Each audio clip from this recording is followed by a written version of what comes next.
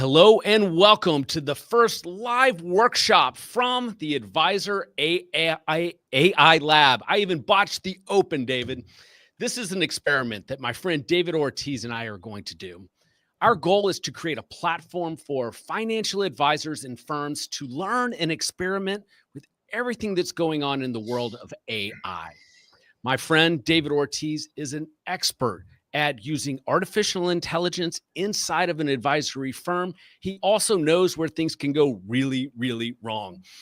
We've had some really interesting conversations over the past year about some of the applications, and I wish we had recorded them. And that was really the impetus for us trying to do this for the advisor community. If you have questions while we're recording one of these live workshops, simply go into the comment section on LinkedIn, YouTube, X, and this platform will send the questions in. You can also send it in to me via email in advance of any show, jay@resilientadvisor.com.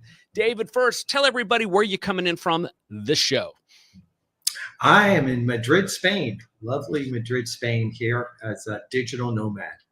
It's amazing what we can do with technology today. You're heading back to the States. I think our next show, you will be back in the United States, won't you? That's correct. Yeah. Awesome. All right. So today, David's going to share some of the tools he's been playing with and sharing with the advisor community. We're going to go over an article that Wealth Tech Today published from Craig Iskowitz that really dove into a couple of the key issues that you want to think about as a financial advisor. But David, because this is our first workshop, let's start at the most basic level for financial advisors. What do advisors need to know about ChatGPT, Gemini, and Notebook LM? Because those are the three I hear the most about. Well, so you hear the most about them for sure. However, I think that those are really secondary tools as you become more proficient in your practice using AI. So ChatGPT, of course, is what everybody knows the best, the first one, the largest user base. But they keep advancing. And so the newest advances that are really amazing are in the agent space, or what you call agentic. And that's truly where the advisors can get a tremendous benefit, because at the end of the day, with agents, you're getting things done. When you're working with a chatbot, you're getting answers, maybe you're creating some content. So I personally love Notebook LM from Google. It is an amazing product that is fantastic for education and being able to do really amazing things, bringing in sources. So we've created a little guide on the AI due diligence for RIAs. I created that using Notebook LM, starting off with an article that came from Michael Kitches's site on the due diligence process, and then going out and sourcing and getting other sources, collating those, and then prompting them to come up with a podcast, video overview, notebooks, notes, mind maps. So Notebook LM is, for an advisor's workshop, a place to be able to train staff, study for things, learn concepts. Gemini and ChatGPT, they're the chatbots.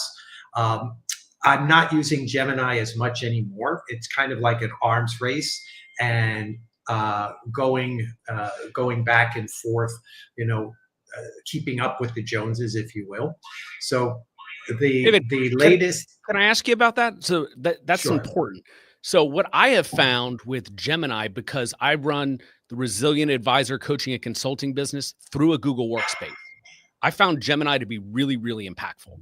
But I started out in chat, so it is very seasoned. I have all types of projects where it knows a lot of history of the work that I've been doing and is able to add contextual value going back in time. How do you juggle the two? I don't. I have subscriptions for both. I have a large tech stack. So, so it's really depending on what it is that you want to do. I have found more and more now that um, OpenAI's ChatGPT is really doing a lot of the work for me. The agentic aspect of being able to send it out and create these projects for you, where you or your staff a great deal of time to go and research, come back and produce that for you.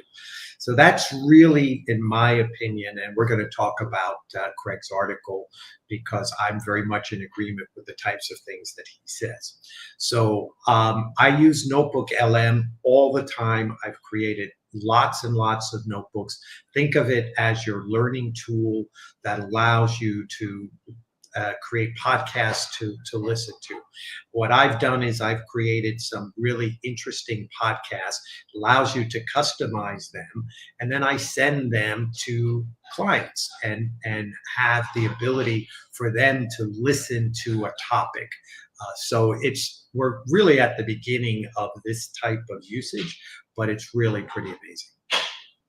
All right, David, if you're an advisor, you haven't started your AI journey yet, where do you suggest they start between those three platforms if they were just going to pick one?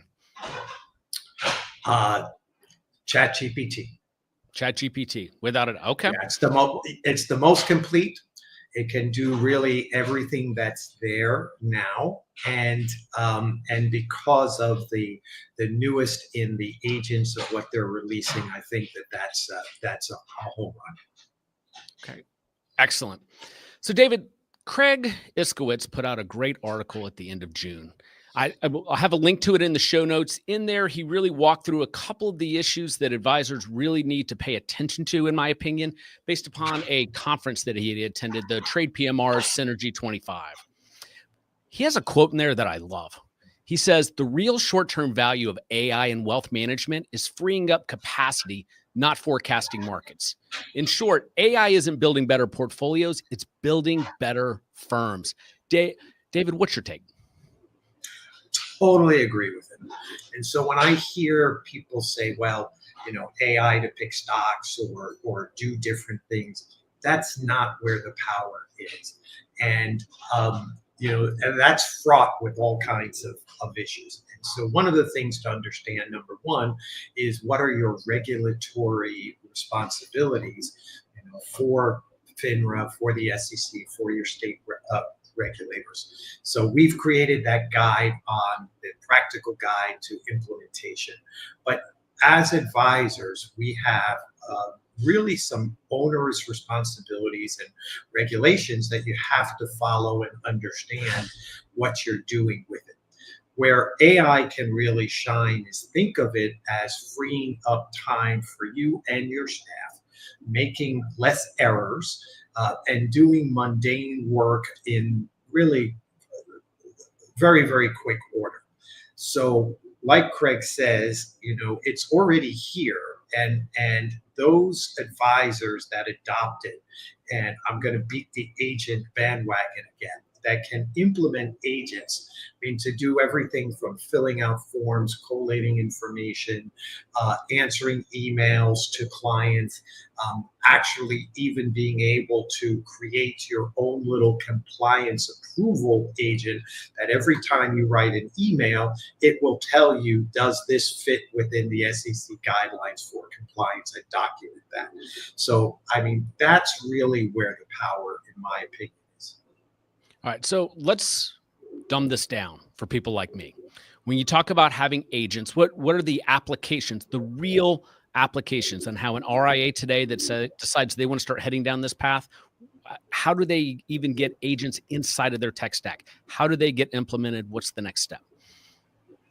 So there's lots of ways and tools to get them into your tech stack. So one of them is ChatGPT. One of them is also Claude. And there is something that is called an MCP protocol. That is the connectors that take all the different apps that you're using and have them work together. So there's also tools that are on the market like Knapsack and their AI Studio that is specifically for financial advisors to connect your data. So imagine being able to take every conversation that you've had with a client or questions and things that they've asked you about and create a customized newsletter just for them. Or your marketing pieces are coming off of topics that you have discussed in your investment committee. So it's really connecting tool A to tool B and giving some kind of an output. So in your inbox every day can be responses for your emails. You can do much more advanced scheduling with clients rather than just sending a Calendly link. You can set up, for example, a chat bot that goes on your website and is answering questions about your practice. Well, all of these you can do voice agents. Somebody can call into your practice and ask things. Now, of course, a lot of what I'm talking about has to go through the compliance scrutiny and so forth. But AI is really your greatest compliance ally because it can document everything and prove that you have actually fulfilled your responsibilities in regards to compliance and dealing with clients. Okay. Again, I want to try to dumb this down even more because some folks watching are not, they haven't really started taking that journey down to adding AI into their business. So they're not going to start with agents. They're going to start with a note taker. Of course. One of the more popular ones out there today is Jump AI. It's been, received approval from LPL, which opened a lot of doors for them. There are others. I saw a stat that said something like only 20 or 25% of advisors are using AI note takers, which surprised me. That means 75% of advisors are still writing notes by hand and then putting them into their CRM system. David, make the case why every advisor, assuming compliance allows it, needs to start using these note takers. Because it puts you in better communication and contact with your clients. And I really cut my teeth on note taking in my practice. And, as you recall, I wrote the article on the Kitch's blog about a year and a half ago. And the way that I use a note taker is to define the client meeting journey. And so that is the 4 to 6 meetings that advisors have in onboarding their clients, from the discovery meeting, the data gathering meeting, general planning meeting, implementation, and ongoing client reviews. So the benefit here is that you can now script out in a good way what happens at each meeting, because you're no longer having to take such copious notes and you can really concentrate on talking with the client. What I advocate to my clients is, my advisor clients, is that first meeting allows you to go so much deeper with clients now, because all of this information is being captured. So I can ask you, Jay, much more detail about your personal life, about the things that are important to you, using the Bill Bacharach questions or the Kinder questions. What is important about money to you? Prior to having a note taker, you may have scribbled that down, but you didn't really have a way to use it again. It got lost in whatever paper that you use, and that never got passed over to your staff. So the beauty here is that the note taker is going to take all of that information and keep it in a format that you'll be able to use it over and over again. You'll be able to document your CRM so that when a client calls in, the entire team knows a lot more about that client. So that client is going to feel seen and heard by your staff when you have talking points or icebreakers to be able to speak to them about. The other real wins, and Zox is another note taker that has really come on, and what they're doing, I think, is amazing. So they now have a connection to eMoney, where you do a data gathering meeting and it will populate it'll pull up eMoney and the fields, and it'll pull up the data, and it shows you the data, and it will push that meeting, that data into your eMoney profile. The other thing is being able to grab data, all of the KYC data that you need for filling out forms, and being able to do that. Zox is doing a really good job with that as well, and they're all doing it. I know that Jump has an integration with Right Capital, and they're a big player in the space as well. So what the note taker should be is the baseline. If you don't do anything else in your practice, use an AI note taker, better communication, summaries going back. You can customize it so that it will document your files. I like to say that you have it's your compliance ally, because it puts a compliance moat around your practice. Imagine that every file is pristinely documented, what you covered, how you covered it, what they said, all of those things that are so important to keep us in compliance. And that's where the note takers really shine. And the ability to go back and see, what did we say? What are the tasks? Everything that is important in that relationship comes out of the meetings. Yeah. So personally, I've been using Jump. I find it to be helpful. I'm completely dependent on it now. I was in a couple of meetings last week and I had to take notes by hand, and it's almost as like I had forgotten how to do it in a very cohesive way. But I find that it's about 85% correct. And that's an arbitrary number I'm making up, but I have to go back in and I have to go in and make sure that the data and the spirit of what it captured is factually correct. David, what are your thoughts on how advisors should approach the note taking and the idea that it's not always going to be 100% correct? Well, it's definitely not going to be 100% correct. And part of our responsibilities as advisors is we have to review everything that AI produces, right? That's what the SEC is looking at. You can't just assume what it's doing, because what many advisors perhaps don't understand is that AI can't think for us. It's not a thinking engine, it's a predictive engine. And so large language models are what it's trained on. So it knows patterns. And so it's guessing and assuming things. So that's where you get hallucinations, as they say, when it just kind of makes stuff up, because it has.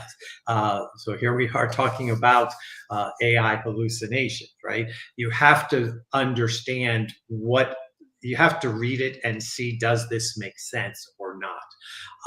So note taking, I don't think is the problem with hallucinations. It's more, did it capture the names and so forth correct?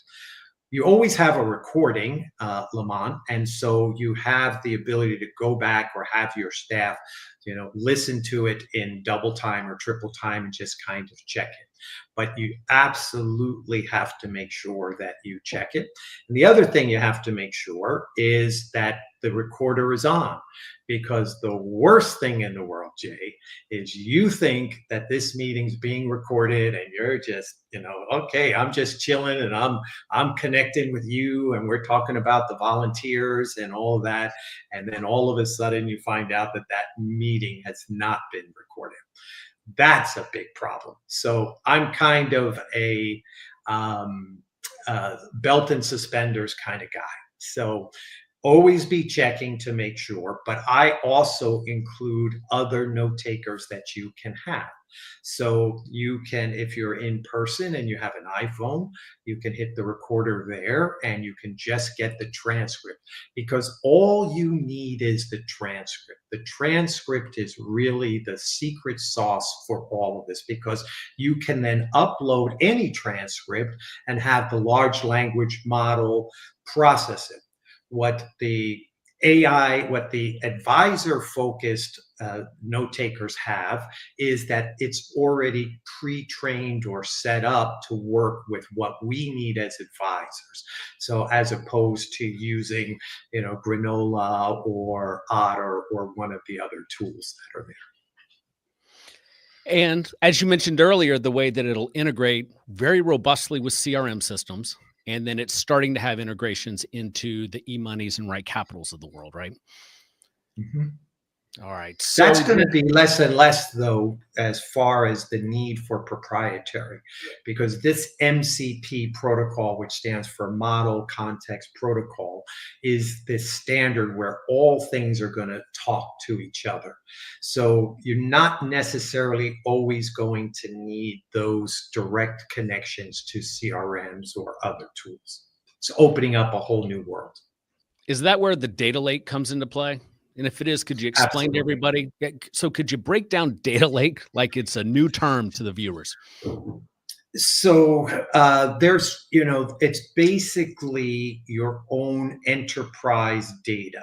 And so think of it as taking everything that is within your institutional knowledge of your firm and having it in one repository, and then having tools that can come in and access it and use it. So it's a body of water, a lake, that you then decide what you are going to be pulling out of it. If only fishing could be that easy and I could pull out, 10-pound striped bass out of that lake at any one time. So it's having the data in one place, portfolios, client data, meeting data, FAQs, training manuals, standard operating procedures. They're all going to live in this accessible place that these tools can now tap into. So I saw a podcast with Dave Zoller over at Streamline My Practice and Jason Wink over at Altruist, and they were talking about how the custodians at the end of the day might be the true purveyors of all of this AI, be able to collect everything and have the most robust platform. If I understood that conversation correctly, this is all new to me. Is that correct? And then how should RIA start thinking about their own data lake in advance of the custodians being able to provide this? So, obviously the custodians are deep into this as well, because they want to show the value that they're going to provide to us as advisors, right?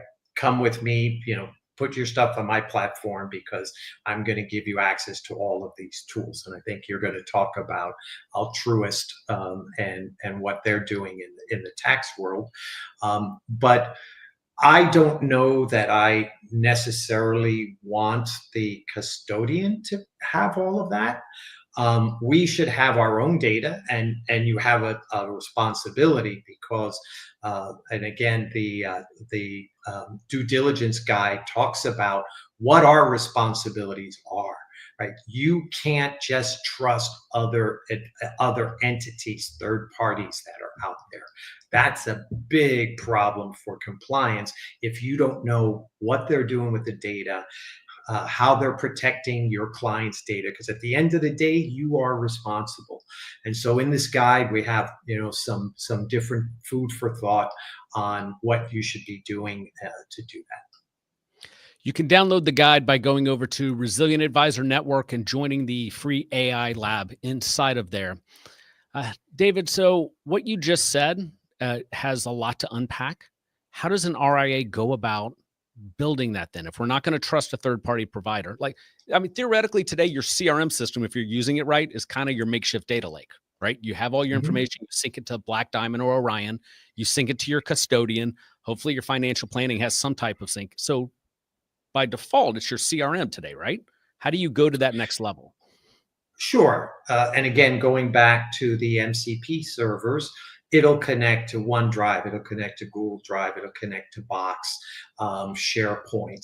So what you have to do is standardize as a firm as where you're storing that data, what the hierarchy is going to be, what kind of data you're going to have there, and then what are the tools that you're going to attach to it. But it's not that big of a deal. And it's becoming easier and easier every day as there is the interconnectivity of the tools that advisors would want to use.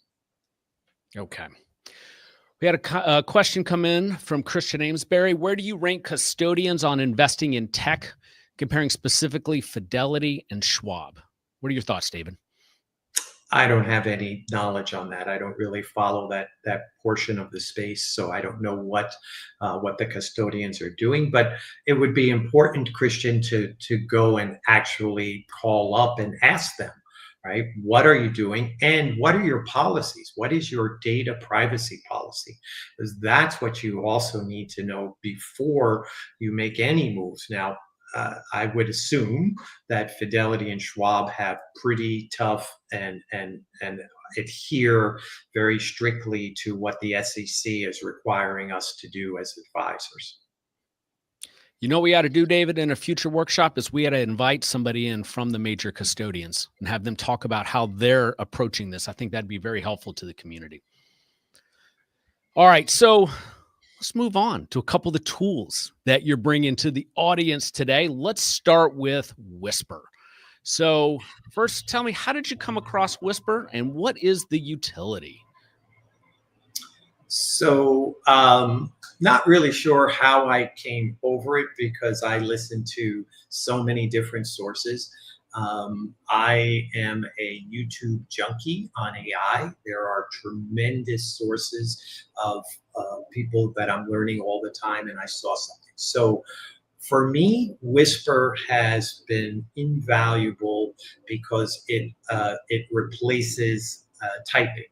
And so I know you, Jay, as the cynic, and has told me that, well, it's just as good, or the Mac voice dictation is just as good. And it's really not, because it does perfect formatting for you, which the natives don't do.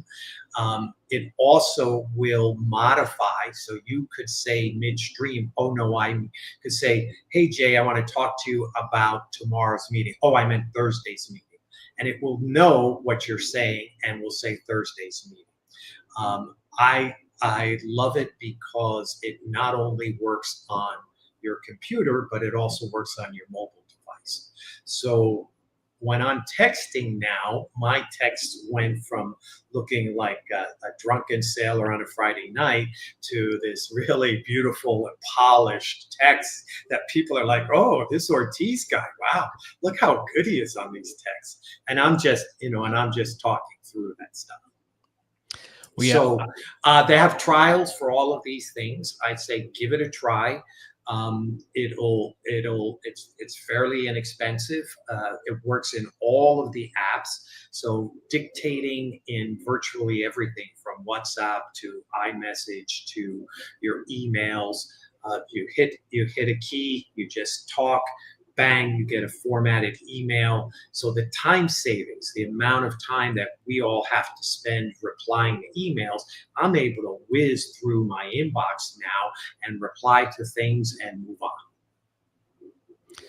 All right. So David recommended this to me about a month ago. I tried it for a full month. I enjoyed it. It worked, but I just didn't find that it was as helpful as or any more helpful than just using the voice to text on my phone or on my Mac.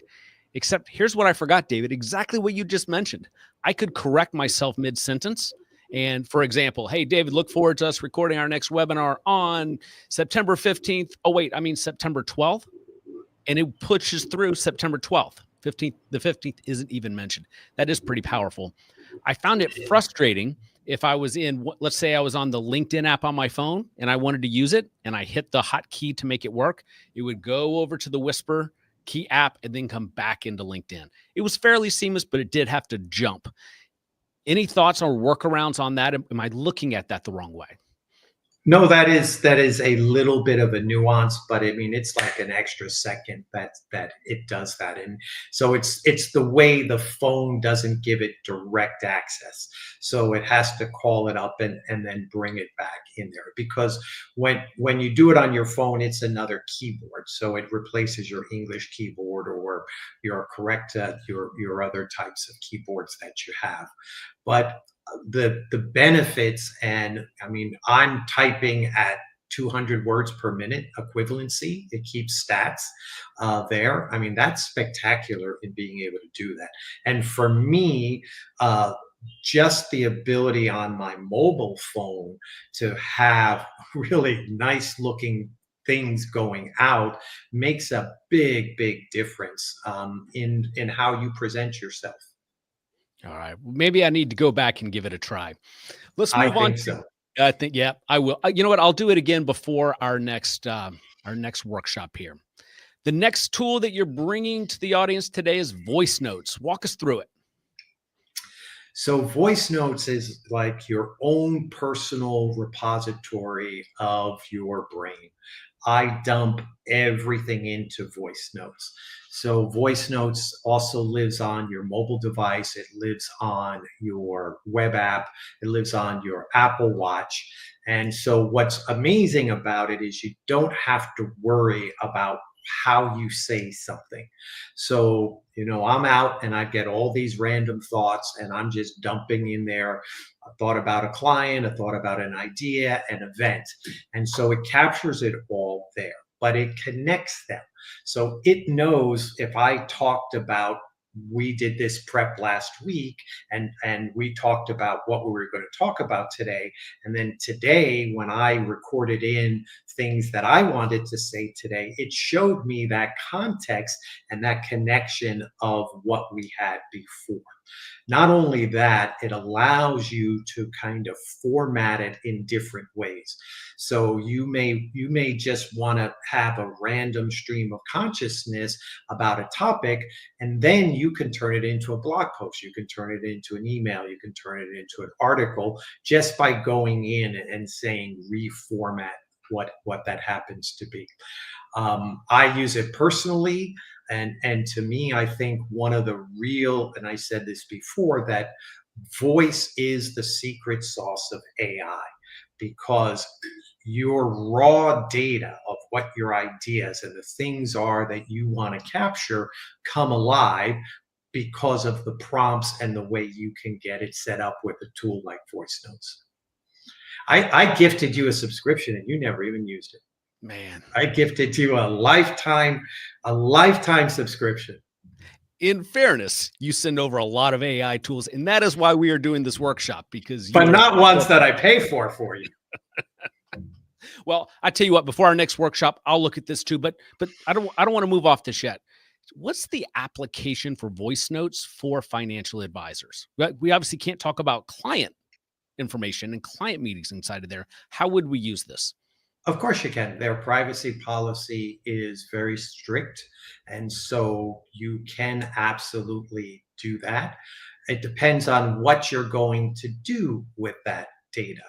So any conversation that I want to remember or any idea that I have, I dump it into there. It's just a raw place to keep it. So I may do shopping lists in there. I may do my task list. I may, do a daily journal, or I may talk about a client. I may send a voice note to my assistant where I just dump what I want to say and then just click a button and it will format it that way. So it has really, really deep applications of getting things out of your brain and into a trusted system where you can resurface that and reuse it and repurpose it for different things. You could use this, capturing some, a meeting that you went to with a fund wholesaler, and they're talking about different items. You just turn it on, and then you can grab that and tell it, hey, give me the top 5 points of what's there. So it's with you all the time and can capture really thoughts and data in an unstructured way that you can make into the structure that you want for that situation and change it as you happen to need it. Awesome. David, I appreciate you doing this. I appreciate you running the Advisor AI Lab. Most of this goes right over my head, but just like cryptocurrency 5 years ago, I know I need to understand it, and I know advisors need to understand it. So hopefully these monthly live workshops are helpful for the advisor community. We're going to try and bring on other third-party experts and interview them and talk about the real applications for financial advisors. You can download the report that David was mentioning by heading over to resilientadvisornetwork.com. It's a free network to join. Go on into the Advisor AI Lab, and all the information is in there, plus some of David's ideas as he goes through his work routines. David, where can people find out more information about you and your work? They can contact me at david@advisoraipartners.com. Excellent. Or visit Advisor AI Partners. David, thank you so much. All right, Jay. Thank you.